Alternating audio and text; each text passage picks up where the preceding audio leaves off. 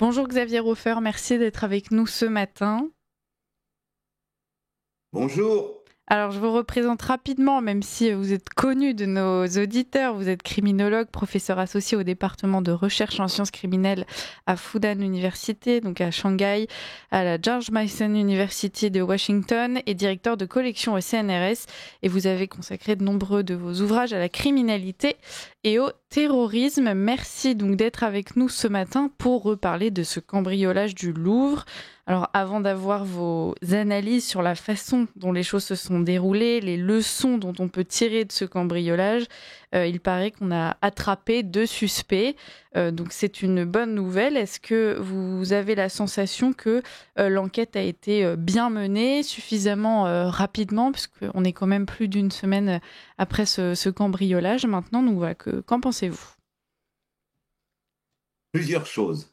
D'abord que depuis à peu près le commissaire Maigret, c'est-à-dire les années 50 et début des années 60 du XXe siècle, la police a fait d'énormes progrès en matière de rétrospectif, c'est-à-dire que des brigades d'élite comme la BRB arrivent toujours mieux à enquêter, à déceler qui sont les coupables potentiels, à les traquer et à les arrêter, mais la police n'a fait, et la gendarmerie, et même la justice, c'est-à-dire tout le régalien, n'a fait aucune espèce de progrès vers l'anticipation des menaces.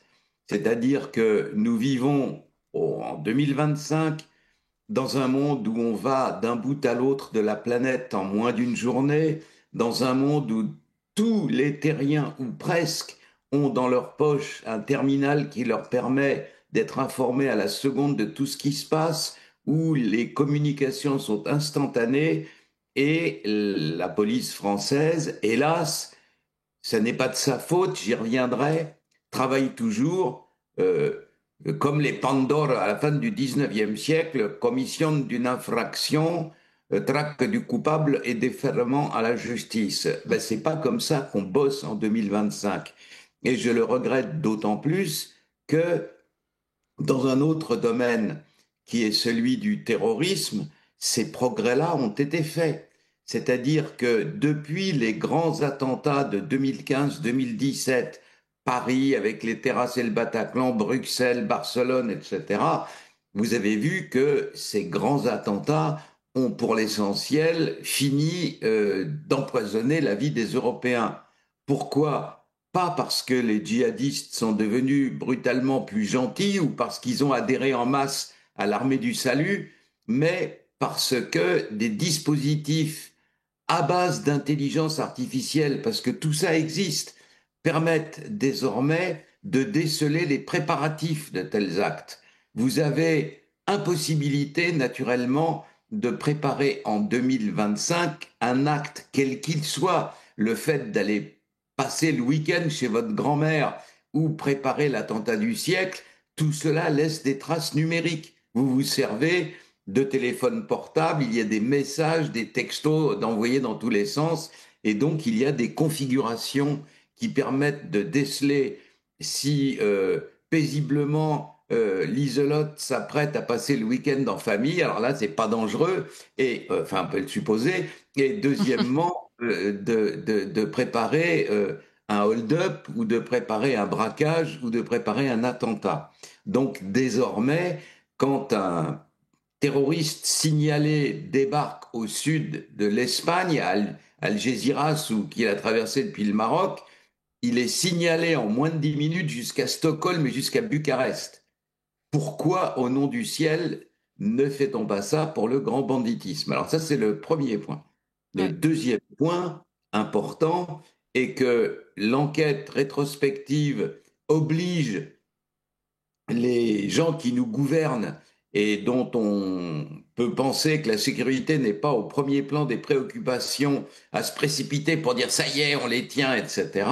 Et ce qui compromet la suite de l'enquête. Un enfant de 4 ans comprend qu'à partir du moment où on arrête deux des zèbres, comment dit-on, issus de la diversité, euh, coupable au moins de l'acte immédiat qui consiste à être monté sur une échelle et puis à avoir fracassé une vitrine et parti avec son contenu, du moment où on arrête ces deux-là et où on le médiatise, le risque est toujours plus grand de voir ceux qui détiennent physiquement les bijoux en question, soit les déceler, retirer les pierres précieuses, fondre l'or et bazarder tout ça, soit même s'en débarrasser. Donc cette précipitation prouve, établit une fois de plus, et vous avez vu que hier encore, il y avait des sabotages de voies ferrées au moment où les gens partent en vacances dans la région lyonnaise. Évidemment, ce sont des anarchistes qui ont fait ça, ou des antifas, ou Dieu sait trop qui, et une fois de plus, pardon de parler de manière un peu familière, mais le gouvernement dans son entier a été pris avec le pantalon sur les chevilles. Ils sont incapables de prévoir quoi que ce soit dans le domaine du sabotage, dans le domaine des attentats, des écolos activistes ou quoi que ce soit, et dans le domaine du vol. Troisièmement, et le plus important, nous avons assisté le 22 octobre à une scène de retour, vous savez, le voyage dans le temps, là, on était en 1785, la dame qui dirige le Louvre est venue s'expliquer, du moins pouvait-on le penser, devant la commission du Sénat, qui pensait pouvoir s'étonner un peu du fait que on parle de la valeur faciale, on ne parle pas de la valeur historique, etc. Que 88 millions d'euros aient disparu comme ça, pouf, en 7 minutes, et que nous soyons la risée du monde entier. Eh bien, la dame en question, qui fait partie de la noblesse, vous savez, de l'entourage, elle en fait partie à plus d'un titre, mais je n'entrerai pas dans les détails, de l'entourage de M. Macron, c'est-à-dire l'espèce de cour de M. Macron, arrive. Elle est suffoquée, elle ne comprend pas. Elle s'adresse à la Valtaille, là, en disant, mais on a traîné mon nom dans la boue, mais vous vous rendez pas compte, mais qu'est-ce que je suis obligé de perdre mon précieux temps à m'expliquer devant des loufias là, de la représentation nationale, et ces gens-là sont en 1785. Ils ne comprennent pas la raison pour laquelle les gens sont furieux, qu'on ait dilapidé une partie de leur héritage.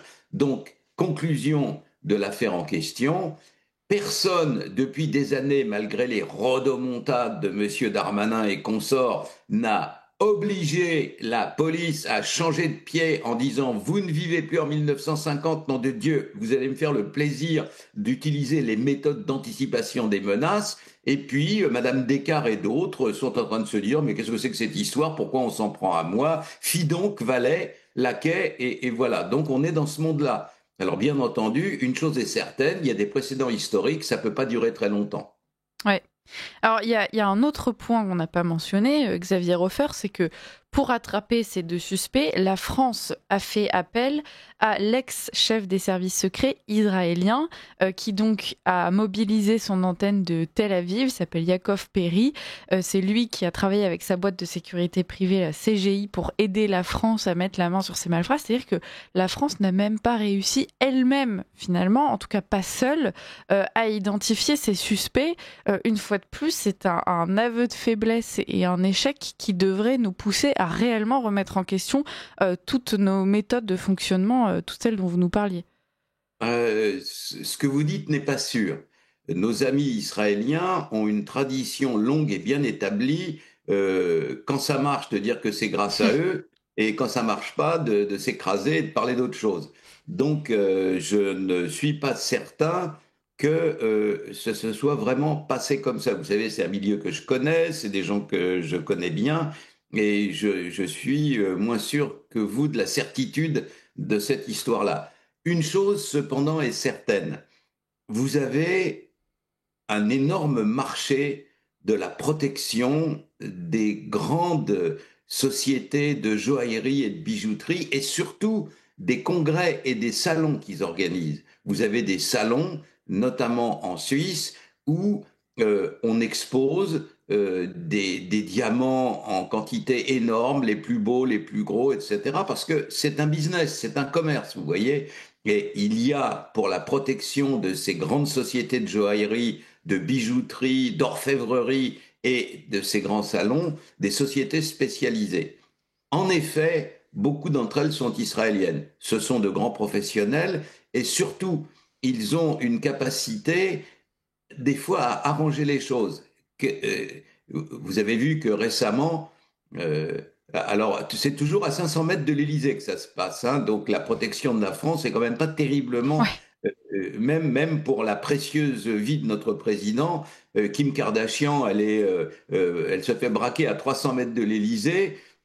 Quand vous êtes en haut de l'avenue Montaigne et les bijouteries qui ont été braquées, vous sortez sur l'avenue, vous regardez droit devant vous et vous avez l'Élysée au fond. Vous voyez, c'est quand même pas terriblement On va bien peut-être protégé. enlever Emmanuel Macron avec un monte charge d'ici quelques jours, hein, qui sait, à ce rythme-là. Voilà. Alors, pendant qu'on plaisante, euh, vous avez vu, il y a un comique, vous savez, la série des albums Martine, Martine va à la plage, etc. Et là, il y a un faux album Martine qui circule avec Martine Felgay, avec derrière l'échelle et la petite fille qui est cachée derrière une poubelle, etc. J'ai éclaté de rire quand j'ai vu ça, parce que ça montre bien toute l'ironie de la chose. Et comme le disait Groucho Marx dans une formule célèbre, la situation est désespérée, mais elle n'est pas grave. Vous voyez, sous Macron, c'est à peu près ça. Ouais. Donc, vous avez une mauvaise protection des lieux officiels, même tout près de l'Élysée, et vous avez des individus qui s'enhardissent. Il est évident que, je le répète 1000 fois, mais la base de la pédagogie, c'est la répétition. Donc, il faut répéter les choses 1000 fois. Les malfaiteurs ne s'arrêtent que quand on les arrête. Si on ne les arrête pas, ils continuent. Et là, vous avez des individus. Alors, ils ont commencé par braquer des boîtes. Mais les bijouteries, c'est différent parce qu'ils ont des assurances et des sociétés, je vous le disais, qui peuvent arranger les choses. Par exemple, les sociétés israéliennes dont je vous parlais, par derrière et en douce, ils contactent les voyous qui ont fait ça en disant tu vas te faire attraper, tu vas passer 10 ans en tôle, rends-moi les bijoux, je te donne une valise avec des billets dedans, 100 000, 200 000, 300 000 euros, on n'en parle plus, tu auras quand même gagné ta vie et nous on aura récupéré pour 15 ou 20 millions de marchandises. Alors peut-être à ce niveau-là, il y a peut-être eu des contacts entre des intermédiaires divers, mais je pense que la police française est très qualifiée et très capable d'attraper des brigands. Hélas, elle est beaucoup moins capable de prévoir de tels actes et de faire en sorte qu'ils ne se commettent pas. Je reprends l'exemple du terrorisme. Vous avez vu depuis ces dernières années, et c'est vrai, le ministre de l'Intérieur arrive de temps en temps à la télé pour dire, voilà, on a démantelé un gang ou une bande ou un réseau terroriste qui s'apprêtait à faire ceci et cela. En matière de terrorisme, les arrestations a priori, c'est-à-dire avant l'acte, mais quand même avec la capacité de poursuivre les gens, parce Oui. qu'ils sont traités avec des armes, parce qu'ils ont des cagoules, parce qu'ils ont volé des voitures. Enfin, on se rend compte que tous les préparatifs sont là, et ce travail n'est pas fait en matière de crime organisé, ni de déprédation et de sabotage des anarchistes dont je vous parlais s'agissant du TGV. Donc il y a des domaines dans lesquels on le fait, des domaines dans lesquels on ne le fait pas. Et le fait que ni le président, qui est un libéral absolu, ni la patronne du Louvre et toute l'espèce de petite camarilla autour du président ne s'inquiètent une seule minute des affaires de sécurité, ils s'en foutent, quoi, c'est très clair. Donc, ça n'arrange rien. Bah oui. Et alors l'ennui, c'est que là, le message qui a été envoyé par ailleurs aux malfrats, c'est que voilà, finalement, c'est assez simple de pénétrer à l'intérieur du plus grand musée de France, enfin en tout cas du Du plus monde. connu, et puis de récupérer pour une somme astronomique ces bijoux-là, d'avoir quelques complices en interne, et puis finalement, il suffit presque d'aller faire son marché comme si on allait à la brocante. Est-ce que vous craignez que dans les années qui viennent, on ait une multiplication de ces tentatives, Xavier Hofer? Alors, jusqu'à présent, une grande partie des médias du système, hein, ils ont réagi à cette affaire-là, là aussi. Alors, comme les policiers euh, vivent dans leur tête, avant l'ère de l'anticipation stratégique, ils vivent à l'ère de on arrête le coupable et on le défère à la justice, les journalistes qui tiennent d'eux 100% de leurs informations réagissent pareil. On n'est plus en 1950. Comment fonctionne une opération aujourd'hui comme celle du Louvre? Vous avez au sommet un caïd, c'est-à-dire quelqu'un qui est impliqué dans le grand banditisme, qui est bien connu et qui a une réputation. Cet individu, où est-il? il est peut-être à Dubaï, il est peut-être en prison en France, il est peut-être en cavale à travers le monde, mais il conserve ces contacts-là grâce à la téléphonie mobile. Eh bien, un beau jour, on l'avertit qu'un coup est possible. C'est-à-dire, on l'avertit que telle bijouterie, ben, il y a une faille, qu'on y a recruté une source humaine. Autre possibilité dont on parle peu, mais qui est très réelle, c'est le piratage informatique. On peut pirater un site informatique, par exemple, d'une société de sécurité impliquée sur le site du Louvre, et puis récupérer des informations à l'intérieur. Ces informations, naturellement, elles sont précieuses, elles valent de l'argent. Donc, celui qui détient la source physique et celui qui a la source de piratage informatique vont contacter le caïd ou un de ses proches. Et cette information leur est payée. À partir de ce moment-là, que fait le caïd? Il cherche à recruter deux équipes différentes. Une première équipe pour, comme on dit en argot, fourguer les bijoux, c'est-à-dire les dessertir, les vendre, parce que clairement, enfin, tout le monde les a vus, maintenant le monde entier les a vus aux informations, donc on ne peut pas les vendre au marché aux puces. Hein. Donc, ça va être récupérer la valeur faciale des pierres et puis de l'or, etc. Et troisièmement, ce caïd va chercher une équipe capable de réaliser une opération comme ça. L'équipe en question, on lui fournit toutes les informations, on lui donne le minutage, on lui explique ce qu'elle doit faire et puis elle passe à l'acte. Alors, quelles sont les particularités de cette opération-là? Premièrement, il y a deux choses qui font tiquer, quoi, qui montrent qu'il y a quand même eu des informations de très haut niveau. Et alors on lit dans les journaux, ouais, c'est des bras cassés, c'est des branquignoles. J'en suis moins sûr. Hein. Ça, c'est pour une fois de plus la culture de l'excuse, mais c'est pas grave, mais oh, Arsène Lupin, tout ça, on a bien ri. Mais c'est en réalité un acte très grave. Alors, première information qui me fait tiquer. Il y avait une autre vitrine à côté de celle qui a été pillée. L'autre vitrine, la deuxième, on la voit sur les photos, elle est juste après celle qui a été attaquée, contenait des bijoux peut-être encore plus beaux et avec des pierres encore plus grosses. Elle n'a pas été attaquée et par une sorte d'amusante coïncidence, les bijoux de cette deuxième vitrine, les pierres précieuses sont factices. C'est-à-dire que les vraies existent, mais elles sont en sécurité quelque part, et ce qui est montré au public, c'est des pierres factices. Autant on ne peut pas montrer des faux tableaux aux gens parce que ça se voit assez facilement, autant une pierre réalisée dans les conditions d'un bijou réel, c'est indécelable. Des fois même, des bijoutiers s'y laissent prendre. Donc ils ont bien été à la bonne vitrine où il y avait des vrais bijoux. Et deuxièmement, le minutage est d'une extrême précision. Le musée du Louvre ouvre à 9 heures du matin et là, les premières personnes arrivent à la caisse, achètent un billet ou montrent qu'elles ont une précommande et après ça, il faut qu'elle passe à la sécurité. Et après ça, une fois seulement que tout cela est fait, elles se répandent pour visiter le musée. En gros, vous avez une arrivée les premiers à 9 heures et vous avez des gens qui sont dans les salles à regarder les tableaux, les statues, les bijoux, tout ce que vous voulez à 9h30. Et là, la période de temps, le laps de temps qui a été choisi est précisément entre le moment où c'est ouvert, donc déjà les gens de la sécurité du Louvre sont occupés à regarder ce qui se passe, et pas dans les salles qui sont encore vides. Vous voyez, tout ça est quand même précis. C'est du bon boulot. Donc, enfin, techniquement, je n'approuve naturellement pas ces actes, mais voilà ce qui s'est passé.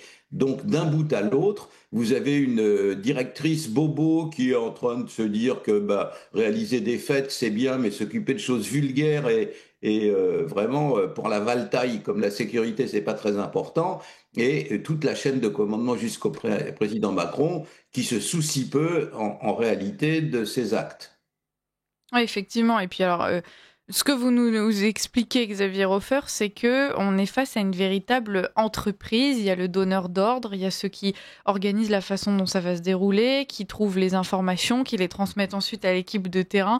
Ils font finalement ce que nous, nos dirigeants, ne parviennent pas à faire entre eux. C'est assez amusant et en même temps très pathétique, quoi. Oui, et surtout pour des opérations comme ça, vous constatez des fois, quand il y a des caméras de sécurité, qu'avec l'équipe Action, là, c'était pas le cas parce qu'ils sont intervenus en petit nombre. Mais des fois, par exemple, pour les braquages de grandes bijouteries, avec les braqueurs, vous avez un minuteur, c'est-à-dire quelqu'un qui a un chronomètre à la main, qui dit plus de 15 secondes, on décroche ceci, cela. Donc, ce sont des opérations Mm. accomplis par des gens qui sont pas forcément des génies du crime, mais ils ont une tâche précise à accomplir et c'est le terme qui définit tout. Ils sont aguerris, ils ont le calme des vieilles troupes. Faire tout ça en 7 minutes avec la pression gigantesque d'être dépendant d'une échelle qu'à tout moment un policier peut dire tiens, qu'est-ce que vous foutez là un dimanche. Voilà. Donc, il faut avoir un sang-froid assez formidable. Mm. Mais leur tâche se limitait là. La meilleure preuve, c'est que quand on les a trouvés, ils étaient en train de partir. Voilà, à l'étranger, travail fait, travail accompli. Oui. Xavier Hofer, d'ailleurs, donc ils étaient en train de partir l'un vers le Mali, l'autre vers l'Algérie. Bien évidemment, il y a beaucoup de Français qui ont appris cela en étant un peu consternés, puisque une fois de plus, quand même, on retrouve les mêmes profils dans le banditisme en France, a priori. Oui, mais vous avez le sommet de l'État n'est pas libre de sa parole. Les gens, par exemple, qui se sont étonnés du fait que M. Nunez, l'actuel ministre de l'Intérieur, ait dit mais non, il n'y a aucune espèce de relation entre l'immigration et puis la criminalité. Alors, je leur ai dit, mais vous êtes naïf de vous étonner de ça. Si jamais M. Nunez avait fait valoir son idée de faire un lien direct entre insécurité et immigration, il n'aurait jamais été ministre. Il y a quand même un sas pour entrer là-dedans. Donc, évidemment, ils répètent la doxa qui vaut dans leur monde. Ce sont les chefs, ceux qui commandent et ceux qui choisissent les autres sont des néolibéraux qui pensent que la fluidité absolue dans le monde, c'est la valeur suprême, qu'il faut que tout puisse circuler sans aucune espèce d'obstacle. Et tout ce qui tient à la sécurité, c'est-à-dire au fait de vérifier ceci, de contrôler cela, ils appellent ça, et c'est un terme extrêmement méprisant dans leur milieu, ils appellent ça des frictions. Vous voyez, c'est de la friction. C'est ce qui empêche les choses de circuler dans la plus grande fluidité. Eh ben, ceux qui arrivent au pouvoir, c'est ceux qui partagent cette vision-là des choses. Mm. C'est-à-dire que la sécurité, ils s'en foutent. Ça, c'est pour les gens dans la rue, c'est pour les petites gens. Nous, on est abstraitement dans l'absolu pour la fluidité. C'est ça, l'idéologie néolibérale, c'est ça. C'est celle de M. Starmer en Grande-Bretagne, c'est celle de M. Merz en Allemagne, et c'est celle de M. Macron. Et c'est celle, bien entendu, d'Ursula von der Leyen et puis des gens qui dirigent l'Union européenne. Ce sont des néolibéraux. Mm. Il y a beaucoup de Français qui se sont étonnés. Petit point technique avant qu'on retrouve Richard Dessès pour sa chronique et puis on terminera ensemble ensuite Xavier Hofer jusqu'à 8h15. Mais donc petit point technique, il y a beaucoup de Français qui se sont étonnés que les agents de sécurité qui étaient sur place n'aient rien fait. En réalité, on découvre qu'en réalité, il y a tout un protocole. Ils sont censés justement évacuer le musée, mais ils ne sont pas censés intervenir quand justement des cambrioleurs s'introduisent et commencent à voler des pièces. Qu'est-ce que vous pensez de ça? Est-ce qu'il n'y a pas quelque chose à revoir là aussi et peut-être repenser le rôle de ces agents de sécurité? Les agents de sécurité ne sont ni formés ni armés pour Mm. ça. Et donc, il est possible, là, si on met naturellement de larges paires de guillemets autour du mot bien, mais les choses se sont bien passées pour les braqueurs, c'est-à-dire qu'ils ont pu faire ce qu'ils voulaient dans le laps de temps venu, quelqu'un se serait mis en travers de leur fuite, peut-être aurait-il sorti une arme. On n'a pas de certitude qu'il n'en ait pas, ils ne les ont pas montrés, donc on ne peut pas exposer la vie des personnels non formés, et c'est pas dans leur contrat, quoi, c'est pas Mm. des gardes du corps. Voilà, donc ça, il ne faut pas s'étonner. Les gardiens des musées ont deux fonctions, éviter qu'on s'en prenne aux objets d'art et en cas d'incendie ou de panique ou de quoi que ce soit, faire en sorte que les gens soient dirigés vers la sortie le plus calmement et le plus, euh, comment dire, élégamment du monde sans qu'il y ait de gens qui se piétinent, qui se bousculent. C'est tout. Hein. Donc, non, le problème, c'est que la patronne du musée du Louvre était très contente d'elle-même, comme le sont généralement tous ces gens-là. Madame Dati était très contente de la patronne du Monde. Évidemment, c'est la même bande, c'est la même camarilla. Donc, ils sont très contents les uns des autres. Seulement, il y a plusieurs kilomètres de façades qui donnent sur la rue ou sur les cours intérieures au Louvre. Il y avait en tout 5 caméras et le nombre de personnel affectué à la sécurité a non pas augmenté ces dernières années, mais baissé. Donc, vous mettez au bout tous les paramètres. Vous mettez au bout le fait que toujours plus les bandits s'enhardissent et s'approchent même du saint des saints de la République française, c'est-à-dire le palais du président de la République, pour braquer des bijouteries, pour ennuyer la pulpeuse Madame Kardashian ou quoi que ce soit de ce genre-là. Et vous mettez le fait que la sécurité n'augmente pas alors que le nombre de visiteurs augmente, alors que les risques augmentent, et à la fin, vous avez une catastrophe qui vous pend au nez, quoi. Ben voilà, c'est ce qui s'est passé, tout simplement, hélas. On va revenir là-dessus, Xavier Hofer, vous restez avec nous jusqu'à 8h15. Merci beaucoup de participer à cette matinale et de nous partager vos analyses. On fait une pause avec la chronique de Richard de Sèze pendant quelques minutes et puis on terminera cette discussion tous les trois. Merci beaucoup et à tout de suite, Xavier Hofer. Ligne droite. Nous avons de la visite. Le face-à-face. Xavier Hofer, donc merci d'être avec nous jusqu'à 8h15. Je voulais vous poser une dernière question, on laissait la parole à Richard de Sèze sur ces commissariats de police. Laurence Descartes a réclamé un commissariat de police au Louvre pour pouvoir prévenir justement, faire de la prévention comme vous le suggériez, pour pouvoir prévenir les prochains cambriolages. Évidemment, Laurent Nunez a refusé. Et ce qu'on se disait à l'antenne hier, c'est qu'aujourd'hui, en France, s'il faut poser un commissariat de police à chaque endroit où il y a un problème, et la France va se retrouver recouverte de commissariats de police. Est-ce que selon vous, ce serait quand même une bonne mesure ou est-ce que, une fois de plus, ce serait simplement une solution de facilité, puis d'éclat avec de grandes dispositions, là où simplement, encore une fois, il faudrait surtout faire l'effort de revoir la façon dont les choses fonctionnent? Alors d'abord, une devinette. Savez-vous à quand remonte la dernière réorganisation complète des commissariats de police sur le territoire de la République française? De quand date le fait qu'on ait décidé de mettre des commissariats ici, des commissariats là, mais à l'échelle nationale? Et je suis prêt à parier que c'est pendant la Seconde Guerre mondiale. Ouais, j'allais le dire, ou à l'issue.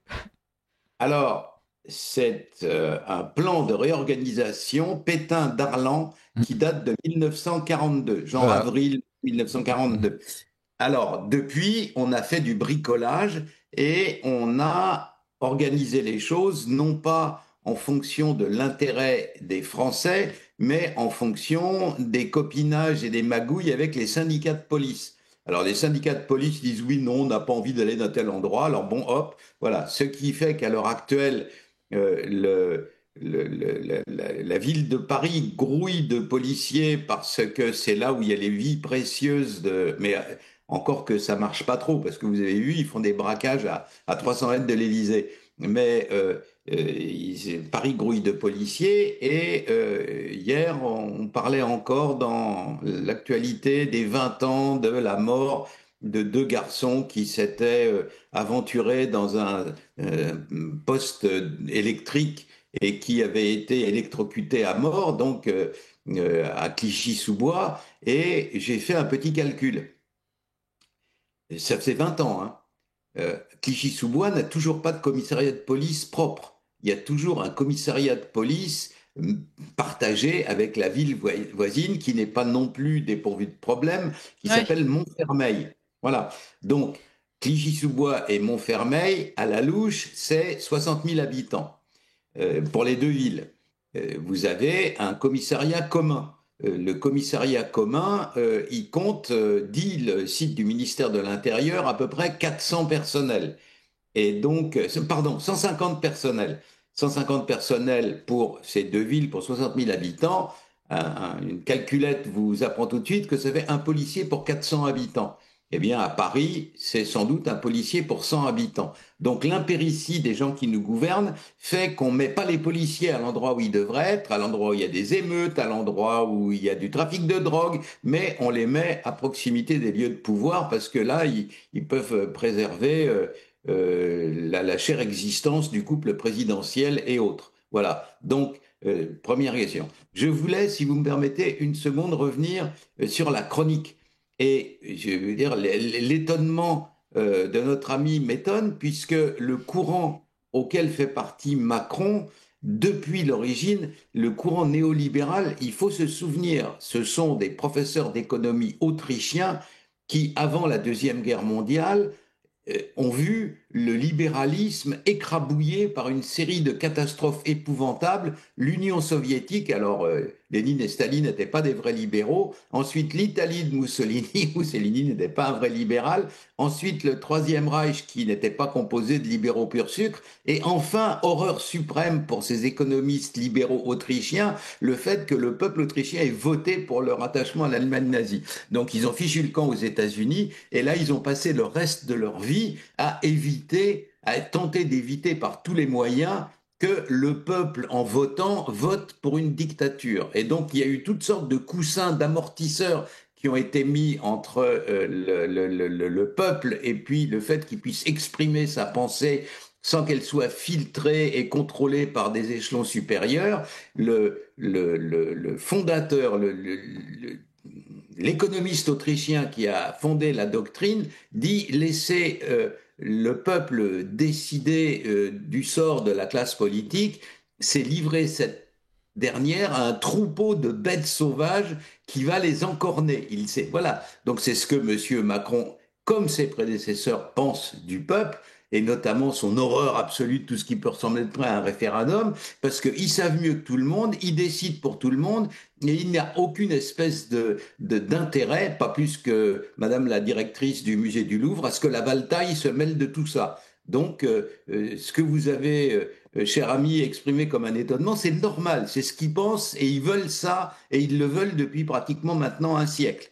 Alors, cher Xavier, si vous me permettez, merci d'avoir rendu hommage à mes talents de comédien, car peut-être cet étonnement était-il fin de ma part, et peut-être n'étais-je pas étonné que Macron, le libéral, évidemment, vomisse le peuple. Ce qui d'ailleurs, j'ai appris ça hier, est un truc qui date depuis Charlemagne, puisque l'adage Vox Populi, Vox Dei, quand on le lit en entier, c'est ceux qui prétendent que la voix du peuple est la voix de Dieu ne se rendent pas compte, effectivement, qu'ils vont confier le gouvernement des affaires à un troupeau de bêtes sauvages. C'est ce que dit déjà, mais je vous retrouverai la citation exacte, la personne qui, sous Charlemagne, était en train de mettre en garde l'empereur contre les désirs du peuple. Donc voilà, ça ne date pas d'hier. Oui, alors, tout ça est normal. Ils font ce qu'ils ont décidé de faire depuis l'origine.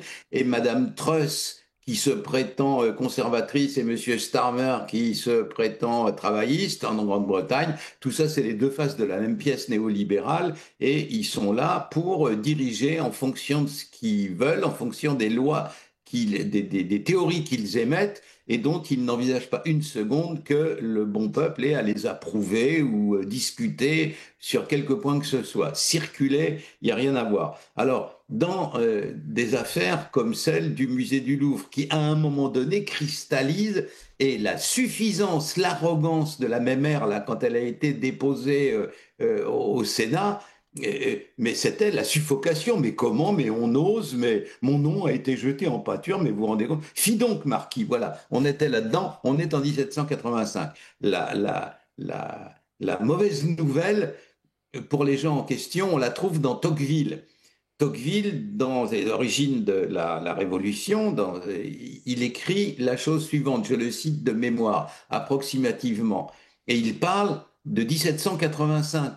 Il était curieux dans les couches supérieures de la société de voir tous ces gens de la bonne société discuter entre eux de la douceur du peuple, de ses doux plaisirs, de sa fidélité et de sa gentillesse, quand 1793 est sous leurs pieds, spectacle ridicule et terrible. Voilà ce que dit. Souhaitons qu'on n'en vienne pas jusque-là, mais quand même, les intéressés, à force de mépriser tout le monde et de se moquer de ce que les gens veulent, ils courent quand même vaguement un risque, même démocratiquement. Vous avez évidemment parfaitement raison. Ce qui était stupéfiant surtout, ce sont ces mensonges. Elle a expliqué notamment que la sécurité avait été chez elle un souci constant et une urgence absolue. Je cite urgence absolue, alors comme l'a remarqué Didier Rickner, quand on lit l'ensemble des rapports annuels du Louvre publiés depuis que Laurence Descartes en est la présidente, la sécurité n'est absolument, la sécurité contre le vol n'est absolument pas une priorité. Elle parle de sécurité incendie, elle parle de sécurité juridique. Elle ne parle pas de sécurité des vitrines, elle ne parle pas de sécurité contre le vol. Enfin voilà. Et donc elle ment. Mais en parcourant le site de l'Élysée, j'ai aussi été frappé par le fait que dans les urgences et les missions que c'était de confier le président de la République, il avait assuré la sécurité des Français. Et justement, des statistiques Eurostat viennent de sortir. J'aimerais que vous les commentiez. Homicides intentionnels réussis, c'est un taux de 1,06 pour 100 000 habitants en 2018, donc il vient d'être élu. En 2024, 1,34 homicides intentionnels réussis pour 100 000 habitants, donc 25% d'augmentation.